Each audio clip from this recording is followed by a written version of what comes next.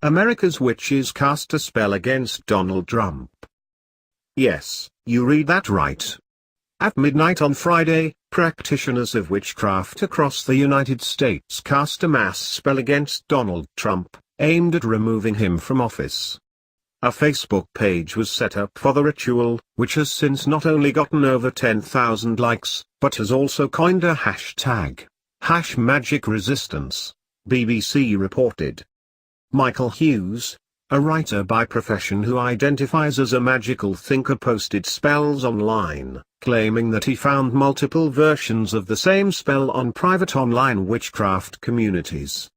Hughes recommends using a stubby orange candle and a tower tarot card to carry out the ritual.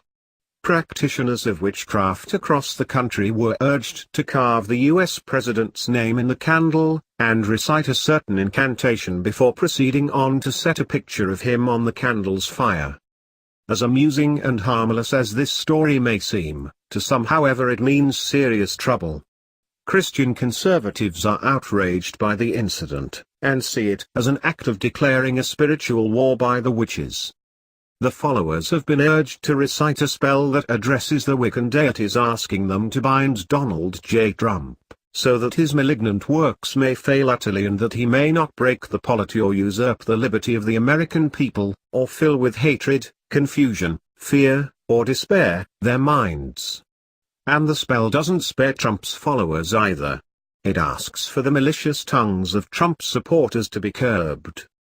Finally, while burning a picture of the U.S. president, Hughes recommends that witches use Donald Trump's own catchphrase "You're fired," instead of the usual closing statement, "So mote it be."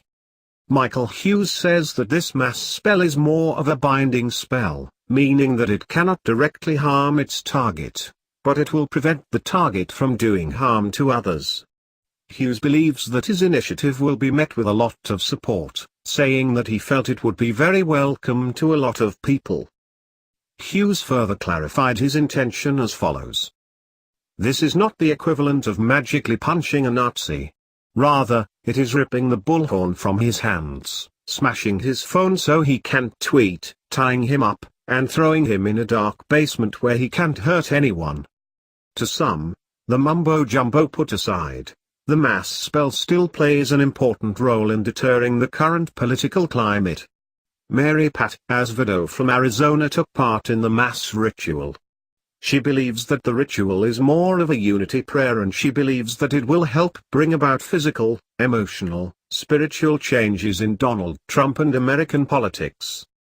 A true witch would never cast a spell on anyone without their permission.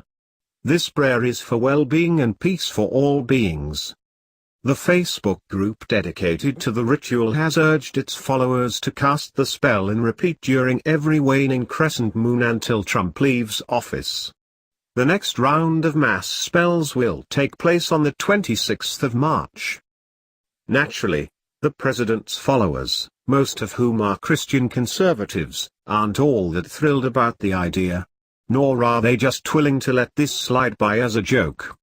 The Christian Nationalist Alliance, for instance, has declared the 24th of February as a day of prayer, where all God-fearing Christians ought to pray to counter the occult and magical fraternity. The group has accused the participants of the mass spell of being occultists who want to summon dark spirits and demons to earth in order to hinder President Trump's progress. Another popular Christian conservative, Pastor Joshua Feuerstein, who has previously been involved in incidents such as accusing Starbucks of taking Christian symbols off its cup, has issued a serious concern regarding the mass spell.